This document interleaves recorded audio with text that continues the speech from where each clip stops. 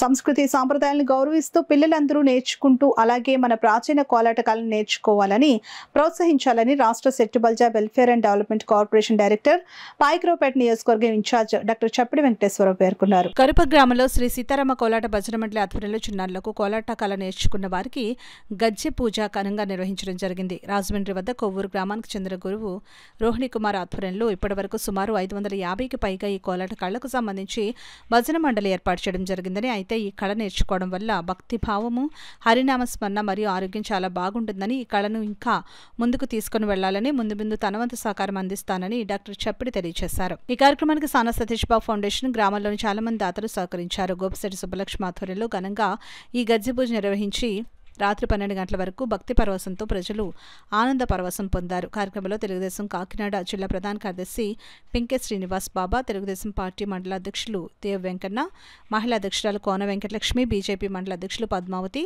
జనసేన నాయకులు కొండబాబు, భోగిరెడ్డి, గంగాధర్, యాళ్ల సత్యనారాయణ తదితర నాయకులు పాల్గొన్నారు. ఈ కలియుగంలో కేవలం నామ మాత్రమున కోటి యజ్ఞములు చేసిన ఫలితం లభిస్తుంది.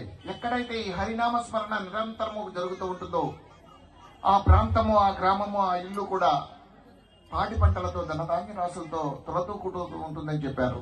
కేవలం నామస్మరణ ఒక్కటే వారి ముక్తికి మార్గం అన్న విషయాన్ని ఆనాడు శ్రీమన్నారాయణుడు స్వయంగా నారద మునీంద్ర వారికి చెప్పడం, నారద మునీంద్ర వారు ఆ యొక్క నామస్మరణ విలువను మానవులకు తెలియజేయడం కోసం పురంధరదాస్ గా జన్మించారు. సాక్షాత్తు నారద మునీంద్రులే పురంధరదాస్ గా ఈ భూమిపై జన్మించి, అంటే దాదాపుగా 500-600 సంవత్సరాల కిందట శ్రీకృష్ణదేవరాయల సమయంలో అన్నమాచార్యుల కంటే ముందుగా ఈ యొక్క పురంధరదాస్ వారు వచ్చి ఈ అఖండ భూవలయంలో ఎవ్వరూ చేయనంత కృషిని చేశారు. 4,75,000 కీర్తనలు రచించారు. మనం మిగిలిన వారిని హైయెస్ట్ బాగా ఎక్కువగా చెప్పుకుంటే అన్నమాచార్యులు 32,000 కీర్తనలు రచించారు. కానీ ఈ యొక్క పురంధరదాస్ వారు 4,75,000 కీర్తనలు రచించి ఆ యొక్క నామస్మరణ విలువను మనకు తెలియజేశారు.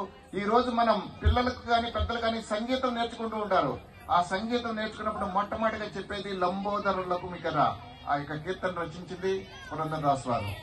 అంటే ఈ యొక్క కర్ణాటక సంగీత ప్రతి ఒక్కరు కూడా సరళంగా పాడుకోవడానికి, సులువుగా పాడుకోవడానికి వారు మార్గాన్ని సూచించారు. అందుకే వారిని కర్ణాటక సంగీత పితామహుడని కూడా పిలుస్తారు.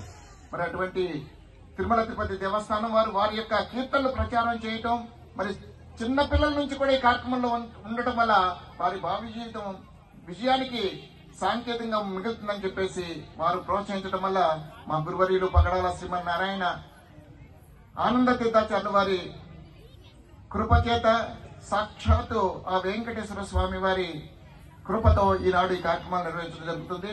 మరి ఇటువంటి కార్యక్రమాలు మన ప్రతి గ్రామంలో కూడా ఇలాంటి పెద్దలందరూ కూడా ఎంతో చక్కగా మాకు ప్రోత్సాహాన్నిచ్చి అభివృద్ధి చేస్తున్నారు. వారందరికీ పేరు పేరున మా హృదయపూర్వక కృతజ్ఞతలు తెలియజేసుకుంటూ కలియుగ దైవమున వెంకటేశ్వర స్వామి లక్ష్మీ సుమేధరై వారింట కొలుగుండాలని, వారికి ఇంట వెంట జంట ఉండి ఆయురారోగ్యాలు ప్రసాదాలు కోరుకుంటూ హరీష్.